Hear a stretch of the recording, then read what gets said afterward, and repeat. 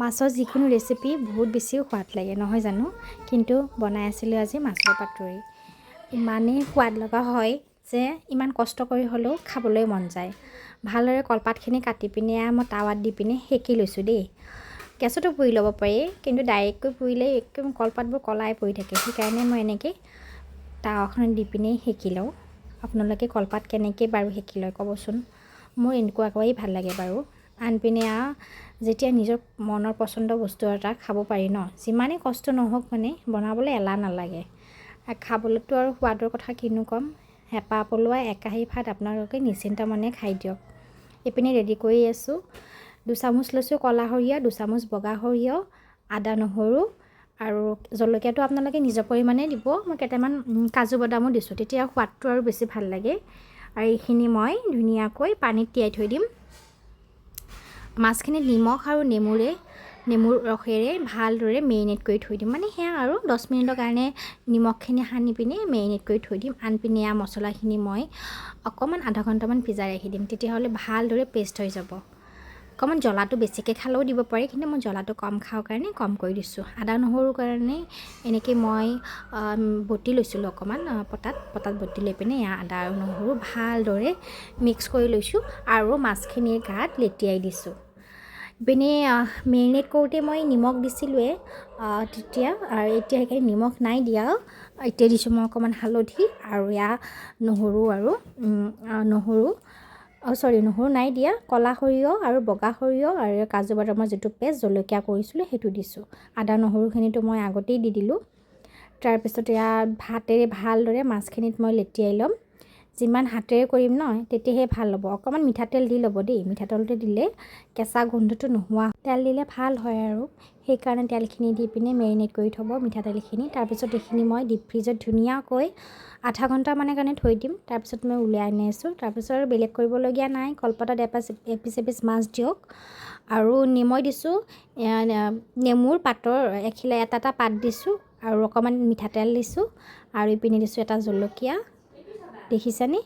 আৰু পিছত নেমুৰ পাতটো দিলে কি হয় মাছত ধুনীয়াকৈ সোমাই যায় নেমুৰ ইমান যে ধুনীয়া গোন্ধ আহে নহয় কি যে ক'ব আৰু সাংঘাতিক গোন্ধ এটা আহে খাবলৈ খুব টেষ্টি হয়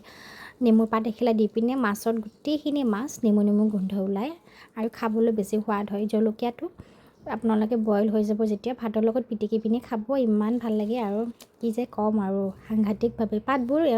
সৰু হৈ গৈছিলে মানে কোমল আছিলে পাতবোৰ সেইকাৰণে আকৌ মই পিছত পাত কাটি আনিব লগা হৈছে আকৌ সেকি পিনি দুখনমান পাত মানে সৰুৱে হৈ গৈছিলে এটা জলকীয়া আৰু এটা নেমুৰ পাত দি পিনে ভালদৰে এনেকৈ বান্ধিছোঁ কলপাতৰ খিনিৰে বান্ধিছোঁ বাৰু আপোনালোকে ৰছীৰে হওক যেনেকৈ পাৰে কলপাতখিনি ধুনীয়াকৈ গাঁঠ লগাব আৰু এপিচ মাছ দিব এটা নেমুৰ পাত দিব এটা জলকীয়া দি দিব আৰু অকণমান তেল দি দিব ওপৰত লগাই পিনে আৰু পাতখিনি বান্ধি পিনে ইপিনে আপোনালোকে যেনেকৈ সেকিয়ে মানে বইল হ'ব লাগিব বইল কৰি দিব মই এটা কেৰাহীত ধুনীয়াকৈ এখন ডাঙৰ ফুটা থকা কাঁহী এখন বহাই গোটেইখিনি মাছ মই বইল কৰি লৈ ল'ম দেখিছেনে কেৰাহী এটাত দিছোঁ এনেকৈ আৰু তলত পানী দিছোঁ তাৰপিছতে মাছখিনি ওপৰত বহাই পিনে 15-20 মিনিটৰ কাৰণে মিডিয়াম ষ্টিমত মই ভালদৰে বইল হ'বলৈ দিম আগত মই পানীখিনি উতলাই লৈছিলোঁ পানীখিনি প্ৰায় উতলি আছে তেতিয়াহে ভাল হ'ব পানীখিনি প্ৰায় উতলি পিনে তাৰপিছতে আৰু 15 মিনিট পিছত চাওকচোন মোৰ মাছখিনি ৰেডি হৈ গৈছে আপোনালোকে এনেকৈও খাব পাৰে কিন্তু যিহেতু মোৰ খোৱাত অকণমান দেৰি আছে মই এনেকৈয়ে ঢাকন লগাই থৈ দিছোঁ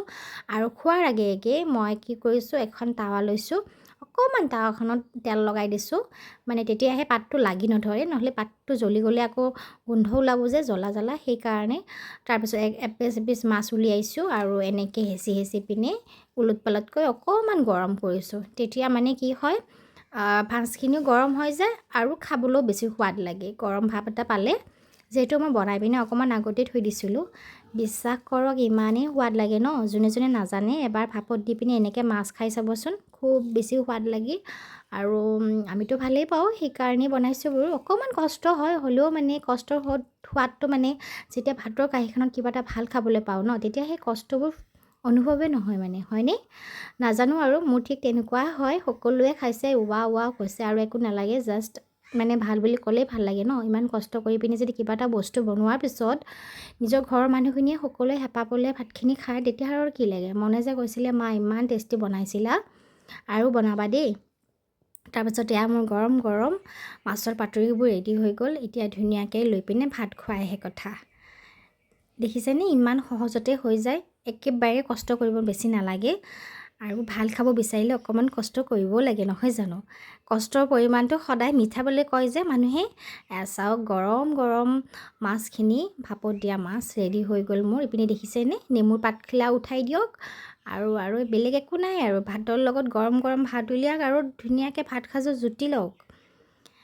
একদমেই ৰখি থাকিবলৈ সময় নাই দেই। এয়া ভাতখিনি লৈ লৈছোঁ, ভাতখিনিলে এয়া মাছ একেবাৰে লৈ লৈছোঁ,